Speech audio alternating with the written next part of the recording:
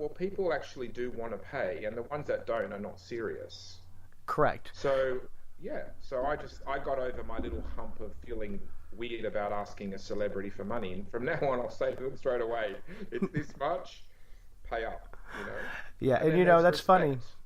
I had scheduled to work with somebody tomorrow who's going to be doing some teaching for me, and Yeah, I looked at their site. And I was like, you need to raise your prices. I was just like, I charge more than you do.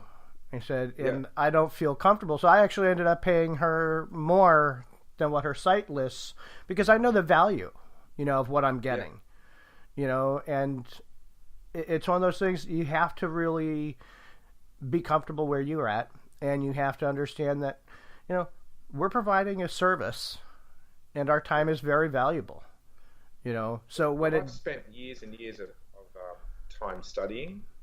I've spent years and years of time practicing. yes, People that know me on Facebook, they feel the hours and years of time I spend on Facebook developing the groups.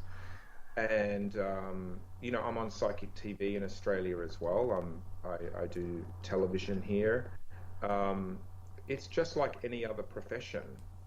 I think a lot of people think we just sit around playing with cards and just talking about you know all sorts of fantasies or something, but this is a real profession. I had a lady actually a few days ago. She walked into my shop and she said to me, like, do you get clients? And I said, yeah, I'm a shop. I'm just like any other shop. I need clients. I said I wouldn't have a shop if I didn't have clients. She kind of couldn't believe that I was a real shop. how would you And stay open? I mean, that's anyway, like, she ended up getting a reading, and then she went and told two of her friends to come and get a reading. But she was like in disbelief that this was actually a real shop. some people do amaze me. It's one of. Yeah, So now you mentioned yeah. your groups. So I want you to actually mention your groups because part of this show is all about helping people learn. Finding Yeah, places that they can learn from and elevate their own yeah. styles and techniques. So where can they find you on Facebook? Well, on Facebook, I'm just looking at all of the groups I have, and I have 1, 2, 3, 4, 5, 6, 7, 8, 9, 10, 11, 12. There's about 20. There's about 20 groups. Okay. So the biggest group I have is called Tarot. And then there's also Lenormand and Cartomancy, which is the Lenormand one. Probably the best way to connect with all my groups is either private message me or join the group and then ask in the group, like, what are the groups. I do link all the groups together in the pinned top section of the Facebook group. So yeah, so you might find if you're into a certain type of fortune telling, like for example numerology, I have a numerology group. I also have a tea and coffee cup reading group, and there's various others, Gypsy Witch. So whatever system I've got playing cards as well, just normal playing cards. Yeah, I see So you've you got a just have lot. to kind of ask people in the groups, and then they'll tell you, or I'll tell you which other groups are available. Um, yeah, Terry yeah, doesn't understand how you can keep up with so many hundreds and hundreds of posts. yeah. Well, the two main groups that are the busiest is probably Lenormand and Cartomancy, and then also Tarot. So they're the ones that tend to have the most traffic. So usually when I wake up in the morning, when I'm having my morning coffee, I sit on Facebook and just look through all the posts and make sure there's no spamming and stuff like that. And it's just part of my day. And also because I'm in a shop, often I won't have a client for maybe an hour. There might be an hour break, and I'll have lunch, and I can keep myself entertained on Facebook. So for me, it's part of my day. It's not a burden for me. Sometimes I get a bit of spamming, which I have to kind of delete and stuff like that. But overall, it's quite productive, and I learn a lot as well. Share ideas. Lots of learning goes back and forward. And I noticed that. I've spent a lot of time over the years in your groups, and yeah. The thing about Lenormand, like I've never read a Lenormand book. I learned everything about Lenormand through Facebook. So when I first began learning Lenormand, there wasn't many books out there. Rana George hadn't written her book yet. Caitlin Matthews hadn't written her book yet. So in the early days, it was basically sharing and questions from readers that were already Lenormand readers, and a lot of it was practice. A lot of it was just questioning. A lot of it was trial and error. And then as the years went on, then the Lenormand book started to come out. I still haven't read any Lenormand book because by the time the books came out or published, I was already quite established in my style, and I had learned how to read, and then I sort of perfected certain things that I was learning. So I personally haven't read any of the Lenormand books myself. But so that's the power of Facebook. Facebook basically was my teacher, my Lenormand teacher. Yeah, and Facebook's a great thing for that. Yeah.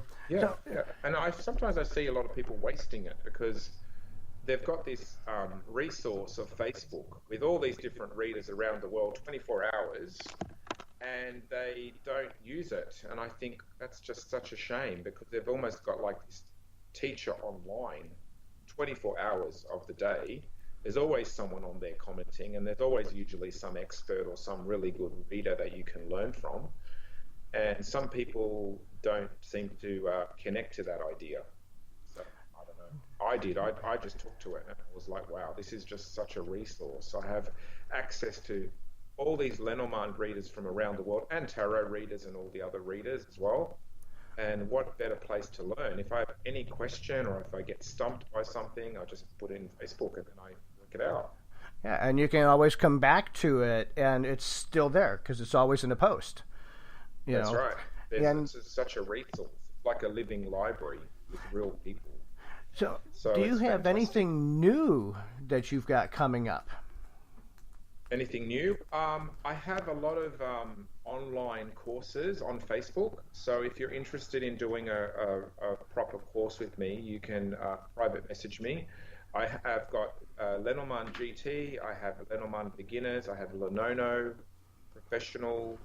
I also have tarot workshops as well online. So for the people around the world, you can actually learn through me. And like I said in the beginning of this video, I do you do assignments. I set assignments for you. You have videos that are exclusive to the groups. So I kind of look after you and I guide you through step by step. So they're the ones that I have at the moment. Basically, I'm a card maker as well. So if you're interested in buying cards or collecting cards, you can go to my webpage, which is www.thefortuneteller.com.au. Okay, so if you put that in Google search, I'll come up, and you just go into my page and you can look at all the cards that I design.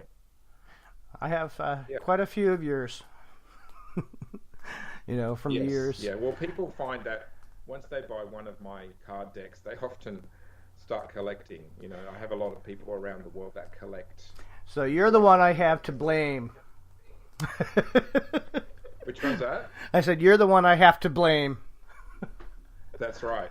That's right. When I often warn people, if you buy one, you won't stop. So yeah, and mine has not stopped. For me too, because that encourages me to design more. It inspires me as well, and I'm always looking for what people like as well. And so it's kind of like an artistic back and forward, and that's what inspires a lot of my card making, is to see what people are into, what's the latest fashion, and how I can design a better deck. Like over the years, I've learned how to design Lenormand really well because, especially a lot of people that design Lenormand often make the card very complicated looking and hard to read. I've learned to make them very clear, very minimal usually, very clear numbers, very clear inserts. So, these are things that I learned over the years of being on Facebook. Is like, okay, well, what do people like? What's easiest to read? What catches the eye better? So that's, so the Facebook sort of group has fed my art and back and forward. So if somebody wanted to contact you in reference to getting a reading, how would they go about contacting you? Again, you can just contact me through Facebook, so Paris Debono on Facebook, and I do Skype readings, and I do Facebook. I can do readings through the Facebook camera. So you can just find me, or you can look up my webpage. You can buy a reading on there, and then we set a time, and then we go for it. Yeah, I know a lot of people in your group. I've known for years, and they've learned a ton.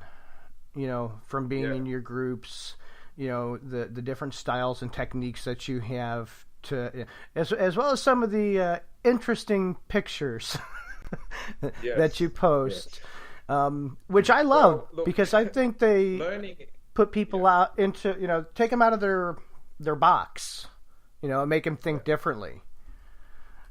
Yeah, learning has to be fun, like I've been teaching for 20 years, and learning has to be fun, it has to be playful.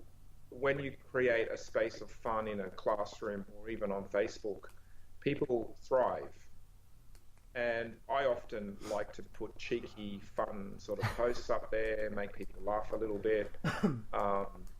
Best way to teach people, I think, sometimes is through humor. Sometimes people get a little bit staunch and a little bit stuck.